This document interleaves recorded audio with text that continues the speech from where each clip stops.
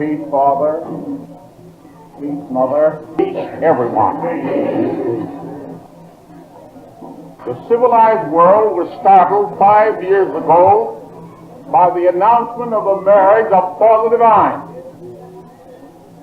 There are few marriages of our time that received the publicity that was given to that marriage.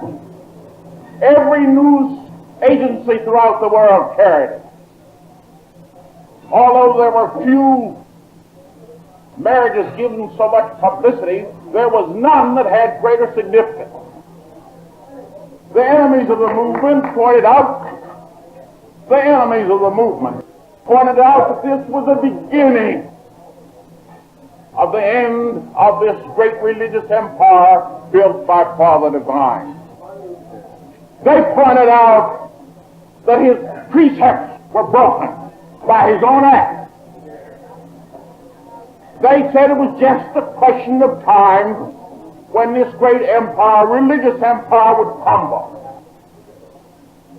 Well, those messengers of disaster didn't know the force that was motivating this movement, did they? For instead of it being a mark of weakness, it has been a mark of renewed strength, hasn't it?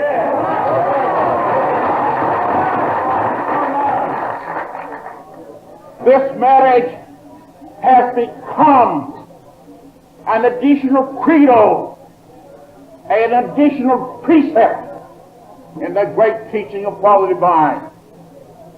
It has acted as a cementing of all the forces and all of the things that he stood for. I'm reminded that this is one of the most significant marriages of all time.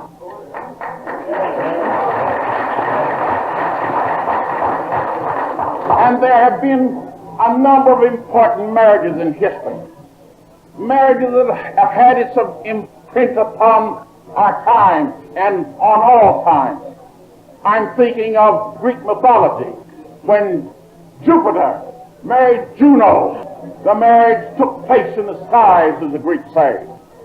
And Juno, the month of June was taken from Juno. And you know, the month of June is a month of marriages, month of lovemaking.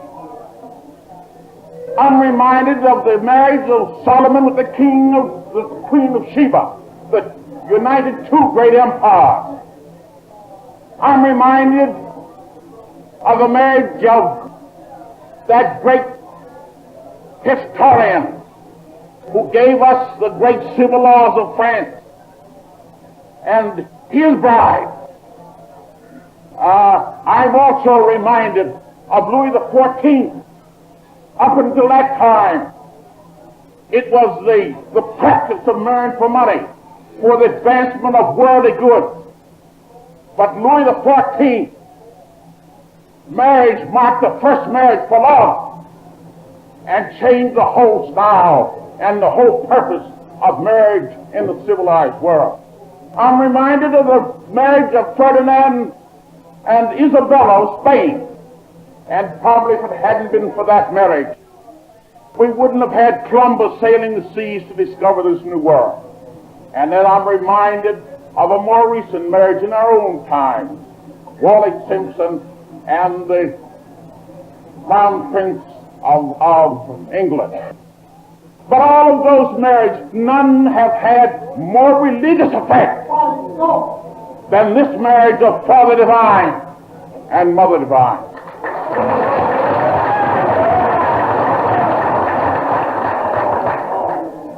You know, marriages and marriage anniversaries are closer to the hearts of women than it is to the man.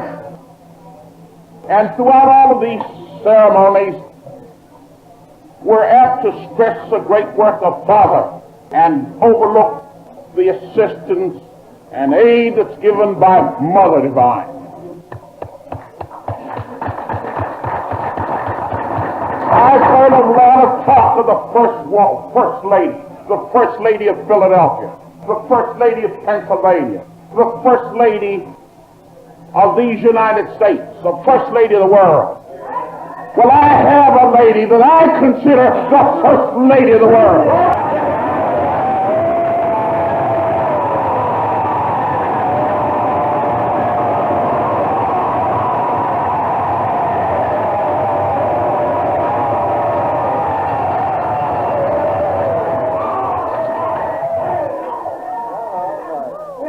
No one out of this movement has had a better opportunity to judge her virtue, to judge her personality, to judge her graces than I have. I have been one of those who's been fortunate in having the confidence of Father Divine. I am one of those that are fortunate in having his friendship. And I have been asked there to the headquarters on innumerable occasions. And all the time I've had a chance to view her. And I don't know anyone who has the basis. I don't know one who has for virtue. I don't know anyone that has a tolerance and the humanity that Mother Divine has exhibited over these last 5 years.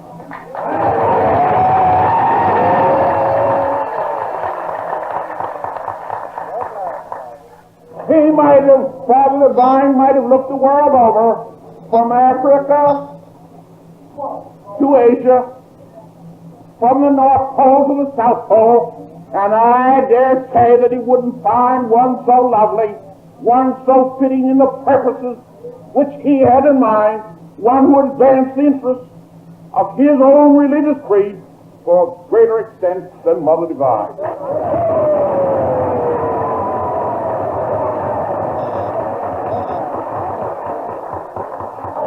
Although this has become a great religious feast, a great religious day in the kingdom of Father Divine, and I might say a very significant day in world affairs for all civilized people who believe in religious advancement.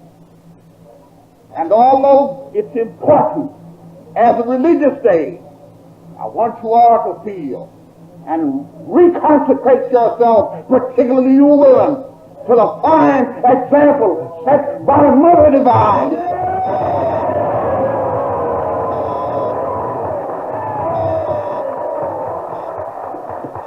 This is a day beyond its religious significance.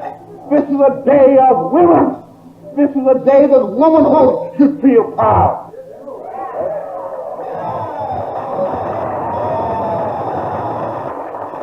Here you have a young girl raised in the movement, a product of the movement.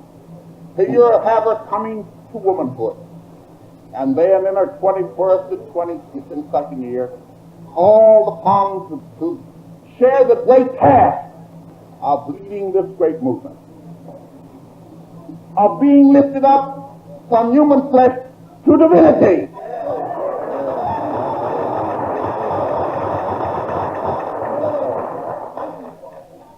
And how nobly has she carried it on. How nobly she's carried it on, all of us know. Let us broadcast that to the world. Everyone knows what Father Divine means, but he doesn't know what he's breathed into his bride, do they?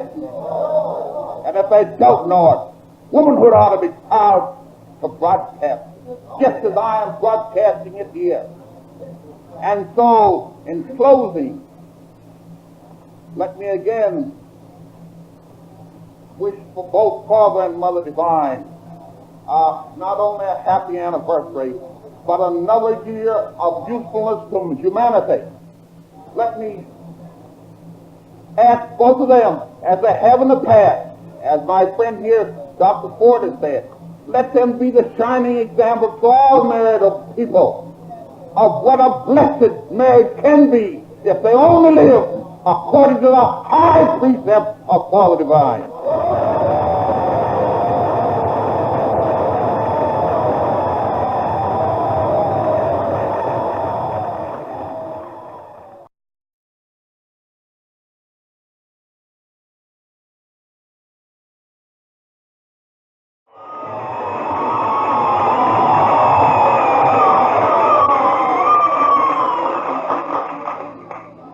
Father dear, and peace, everyone. I could not let this opportunity go by without rising on my feet and giving glory and honor and praise and thanksgiving to the one and only one to whom all glory belongs. The Lord. Truly, as Mr. Norris has said, this marriage has great significance in the world today, and it is the most significant marriage that has ever taken place since the beginning of time. That I know, and millions throughout the world know it also, because it is not a marriage of the flesh. It is not a marriage of man and woman for selfish pleasure, for human lust and passion and self-indulgence, nor for material possessions, but it is the marriage of God to his creation.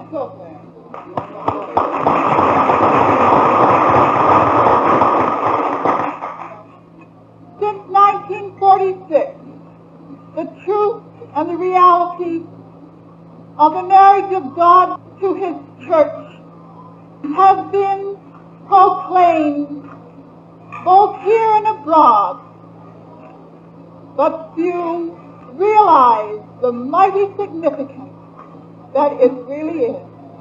It means just that, the marriage of God himself to his creation.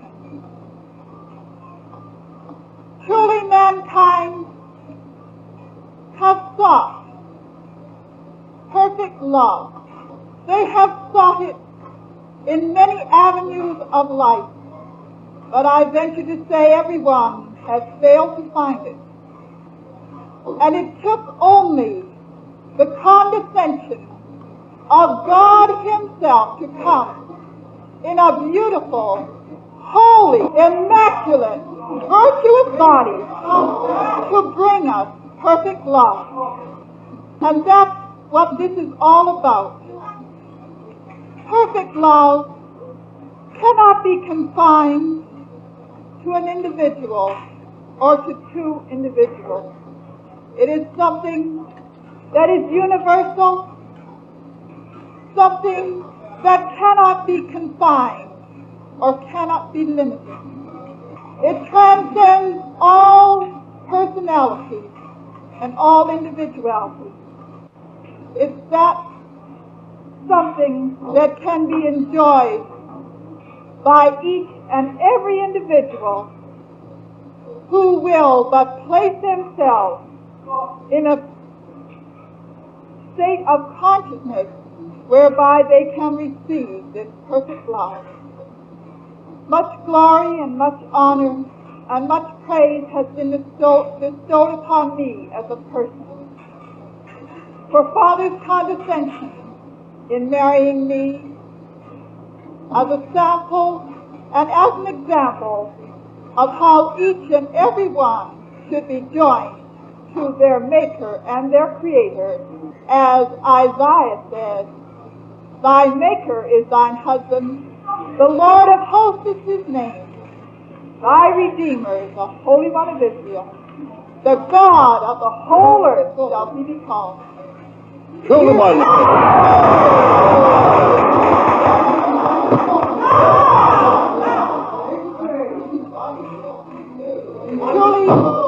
he sits with us today